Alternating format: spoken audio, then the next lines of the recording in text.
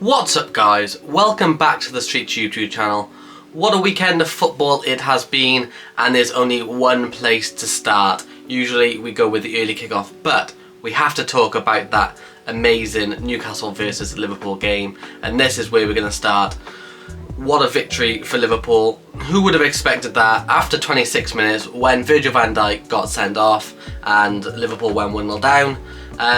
For them to come back and even get a draw would have been an exceptional result for them, but they went and got the two late goals needed to win the game thanks to Darwin Núñez. There'd been some very questionable substitutions by both sides. I thought as soon as Eddie Howe made those changes, it significantly weakened his 11. And it seems like that's going to be their only downfall this season after the changes are made. Obviously, when you substitute Wilson in for Isak, it's not really a drop in quality. I think they're both really good players, but Anthony Gordon had a very good game. He was causing Trent a lot of problems down that left hand side, and as soon as he got taken off of Harvey Barnes, I saw a drop in quality there. Sean Longstaff coming on for Joe Linton as well. It just seemed to disjoint Newcastle a bit, and it wasn't helped by that Sven Botman injury either. In between the two goals, I thought that he was exceptional in the game for the most part. But Liverpool, like I said, went out of 10 men, hung in there, really dogged display, and in the end came away with those 3 points, like I said, thanks to Darwin Núñez, and can really kickstart Liverpool's season now. They got Aston Villa next week, and then they got a couple of easier fixtures, so we'll see how this season progresses, but it could be an exciting season for Liverpool fans. It is obviously a bad result for Newcastle, but obviously they're such a well-drilled team. They got no issues this season, and it still wouldn't surprise me if you could see them in the top 3 this season, because I think on the most part they did cause Liverpool a hell of a lot of issues, and were the best team on the most part, even before the red card. I think if it was 11v11, I think the result could have been different, because I think Liverpool failed to gain control of the game, and it was, I think, all throughout the 90s, it was Newcastle's to lose, even from minute 1. Okay, so now we're going to go on to the early game of the week, and that was Chelsea v Luton. Jesus Christ, it feels like an age ago this game happened. It's been such an exciting weekend, but Chelsea did win this game 3-0, and it was a very good display by them. It kind of kickstarted the season after 2 stirring displays. It's kind of to be expected. New manager, a lot of new players, they need to bed in. They had a very good pre-season, but obviously we know the Premier League is a lot different. They started very, very brightly. Luton obviously had a game plan of trying to stifle Chelsea, but it was towards the end of the first half where Raheem Sterling showed his brilliance, and he was back to his brilliant best in this game. Cutting in from the right hand side, dribbling past 3 or 4 players and burying it in the far corner.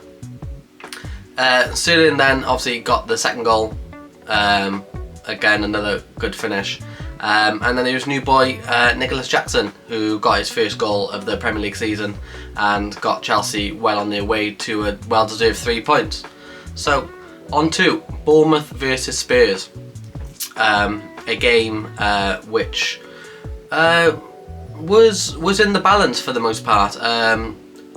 Spurs went 1-0 up through James Maddison, who I thought was outstanding throughout the whole game. He's really turned out to be a very shrewd signing for Spurs. For a player who got 19 goals and assists in a relegated Leicester team last season, he's always going to be a half-decent signing, but I think he's really kicked on now for Spurs, and he is one of their main threats. But yeah, so he got their first goal. And Bournemouth had some very good chances. On another day they could have equalised, but they didn't, and Tottenham made them pay because of that.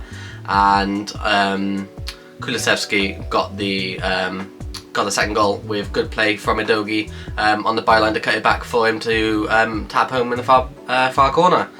So on to Arsenal versus Fulham. One of the more unexpected scorelines for the weekend.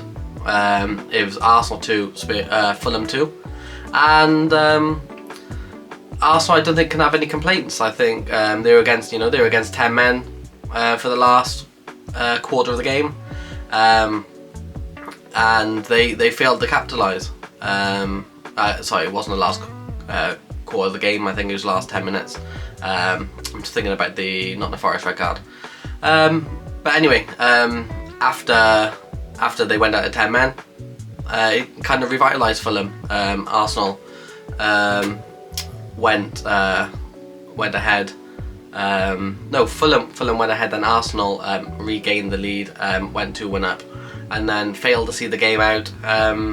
They successfully saw the game out against Nottingham Forest in game week 1, and then Crystal Palace in game week 2. Again, they didn't play very well in both of those games, but they failed to see this game out, and Fulham got that goal from João Paulinho to equalise. It was a very exciting game, and Fulham well deserved the point in the end.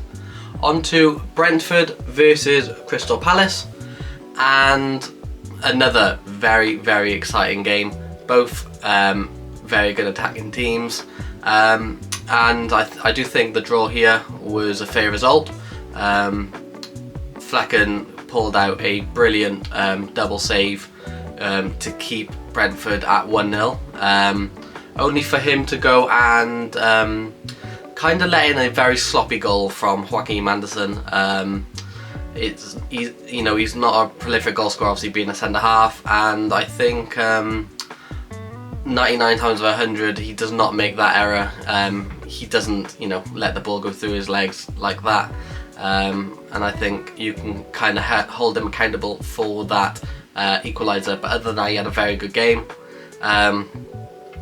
and Kevin Schade with a brilliant solo effort to get Brentford off and running. And yeah, it was a very good goal, his first for Brentford, and you can see more from Schade to come, because I think he is a very top class player. On to Everton versus Wolves, and this game can be summed up by the name of one player, and that name is Jose Sarr. He was absolutely outstanding in that Wolves goal. As was Pickford. It was kind of a battle of the goalkeepers in this game, but unfortunately Pickford did let that late goal in. But Jose Sarr was absolutely brilliant throughout the 90, and it reminded me of Wolves maybe 2 seasons back, where they finished mid-table, and it was largely due to the fact of Jose Sarr was so brilliant throughout that season. In that season Wolves didn't score many goals, but because the defence and goalkeeper were so good, it allowed them to stay in games and nick points, which is what they done today. Kalajic got that late winner. He'd been injured for a year, hasn't long come back, and what an impact he made in this game. Wolves with a vital 3 points, winning what I can only describe as a 6-pointer even this early on in the season, because I think they're both going to be in that relegation scrap.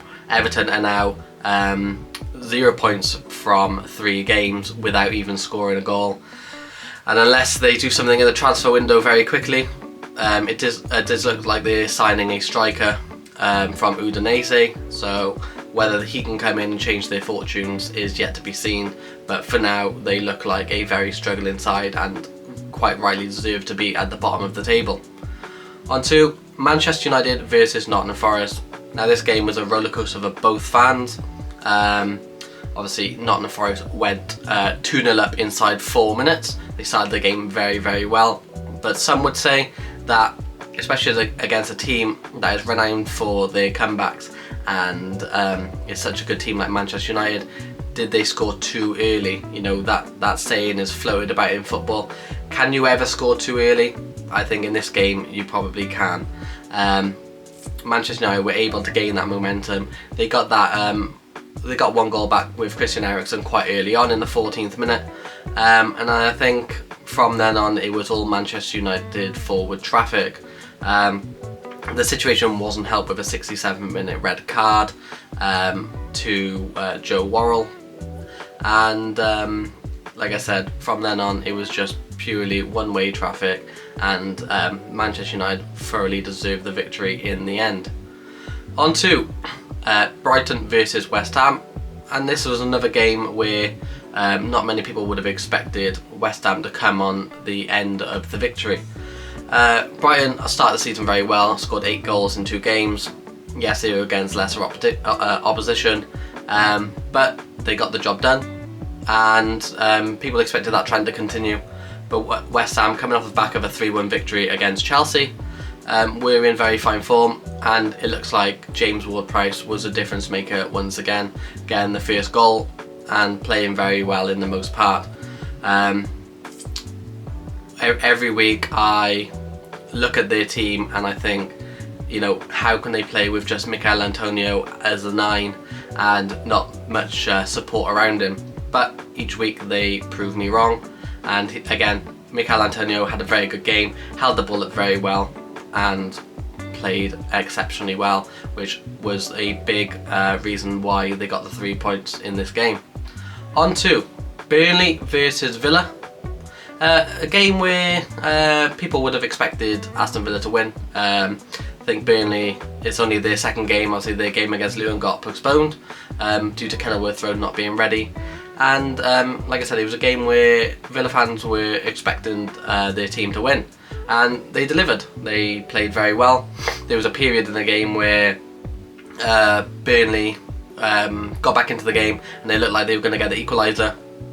But then that was quickly shut down by Diaby getting a 3rd goal for their side and effectively killing the game. On to Sheffield United versus Manchester City, and again, this was a struggle for Manchester City. They weren't at their fluent best. You can kind of explain it by Kevin De Bruyne not being available, but you would think they would have enough quality to easily see off a side like Sheffield United. Yes, they did dominate the game. I think there was a period in the game where Manchester City had 22 shots to Sheffield United 0, and had obviously 80% of the ball. So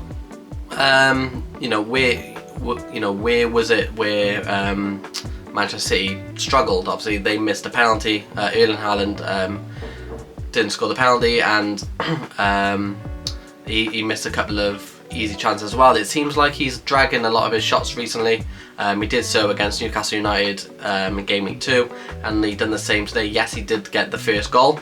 It was brilliant work by Jack Grealish to set it up from the left hand side, but all that is to be expected. And then they got hit with a sucker punch then by Bogle, who equalised for Sheffield United coming off the bench, only for the old reliable Rodri, best holding midfielder in the world in many people's eyes. He went and got the equaliser. He went and got the winner with 3 minutes left to play, and what a finish it was. Rifled it from the edge of the box into the top corner, and he is just a world-class talent. You know, there's nothing more to be said. Won them the Champions League, won them this game, and yeah, he is no doubtly one of the most reliable players in that Manchester City team, and obviously got the 2-1 victory. So that is the end of this video. If you liked it, give this video a like, give it a sub if you like this content. Other than that, I will see you in the Team of the Week video, which will be out either later today or tomorrow. So I'll see you then. Peace.